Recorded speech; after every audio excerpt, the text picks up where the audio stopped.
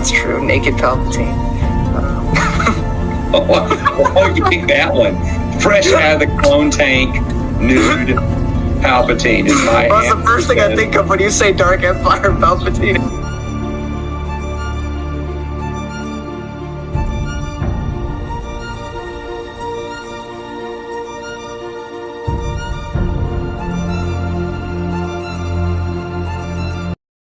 Hello everybody.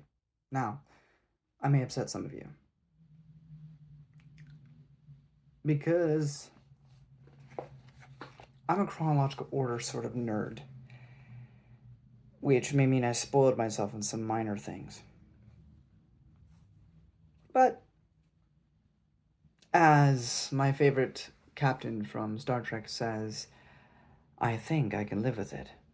So today I have for you two short stories, which is... first one is, we have A Fistful of Warlocks and Restoration of Faith by Jim Butcher, which are short stories from short story collections about the Dresden Files, about Harry Dresden.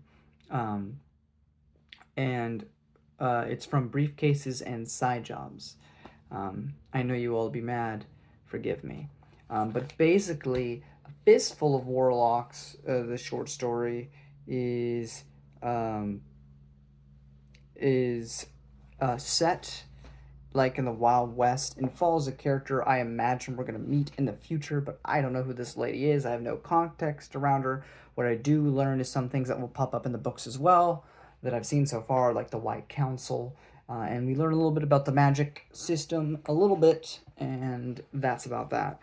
So other than that, though, I don't have too much to say about it. Anastasia is the main character of this short story, and I imagine she will pop up again somewhere else in the Dresden Files. I'm sure if I read this in a proper order of things, that I'd be like, oh my gosh, it's Anastasia. But I have no idea, any context whatsoever about what she's about. But this story automatically got me interested in the Dresden Files universe, and I immediately warmed up to Anastasia despite having no context to this character. We also meet a warden of the White Council Wizardry, whatever that means. And also how it's kind of similar to Harry Potter in the sense that we are keeping secrets from muggles. We were keeping secrets from the average Joe about the magical realm. We also learned that back in the day, witches were burned at the stake, but they were actually witches. So we also learn about the Venatori Umbrium, which is a secret society working against supernatural forces that threaten humanity, which I'm sure will come up again in the actual books at some point.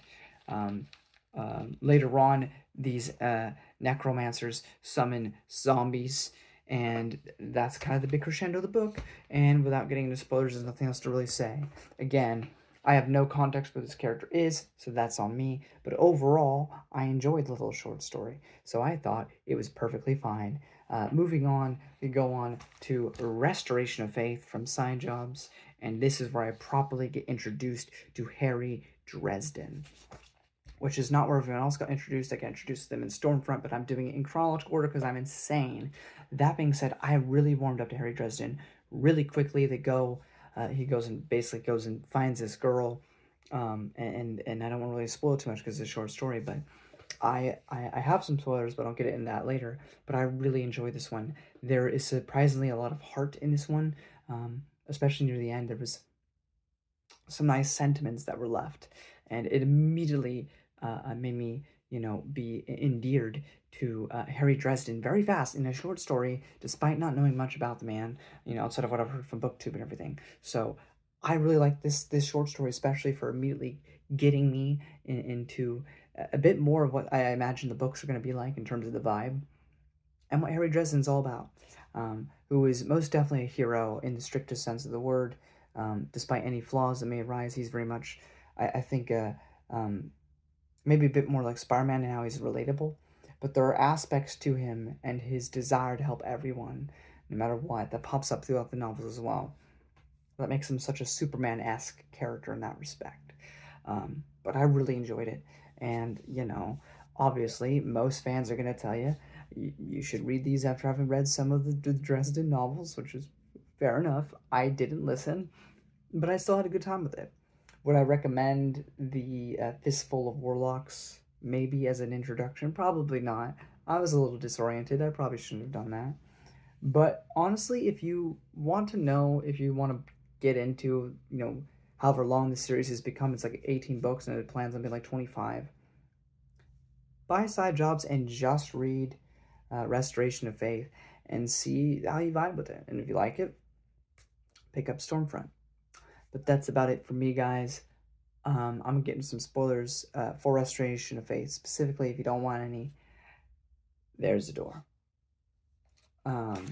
So Dresden tells us that Santa Claus does exist, which I thought was really funny. There's a 10-year-old girl, and Nick's partner at this time, at least, tells Nick.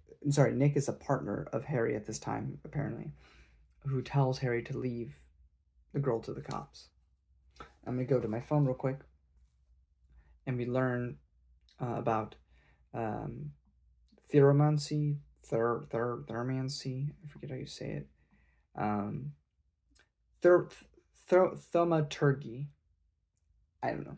It's ritual magic. You draw symbolic links between actual persons, places, or events in representative models. Then you invest low energy to make something happen on a small scale, and something happens on a large scale as well. I really like that little description there of what that was. Oops, I ripped that. We also in the story have trolls just chilling in Chicago because this little girl's running away from Dresden, and this troll pops up. And so I just it's very much like a whimsical like lighter tone version of a Witcher book or video game, and I really like that vibe to it. So Dresden works for this Lieutenant Nick or whatever for like 6 months until he can have his own like investigation thing. And the really big sentiment I really enjoyed from this was a little light in the darkness, can hold back the terrors of the world.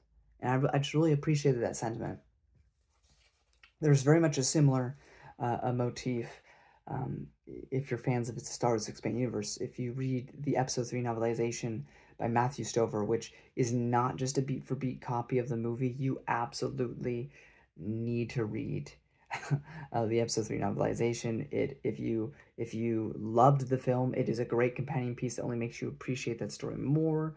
If you liked the film, it will make you love the film. And if you are indifferent to the film, it will make you love the story. And if you didn't like the film, I think it will make you at least like the story. But all that to say, there's a part in that where it says, one candle is enough to hold back the darkness, and love can ignite the stars.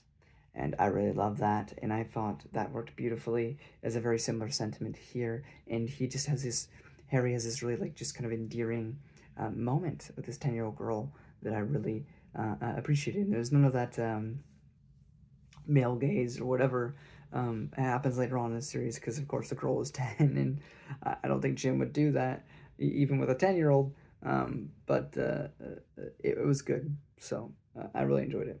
But that's pretty much it for me. Those are some short stories that I decided to read out of order because, I mean, it does chronologically take place before the first book, but I know I probably upset fans doing so. But I enjoyed my time, and it made me immediately want to go into Stormfront. But I can't do that yet because chronology dictates that I have to jump to a comic first. So when I see you again, we'll meet up in the jungle, like Tarzan, and talk about Welcome to the Jungle, Dresden comic. Until then, live long and prosper.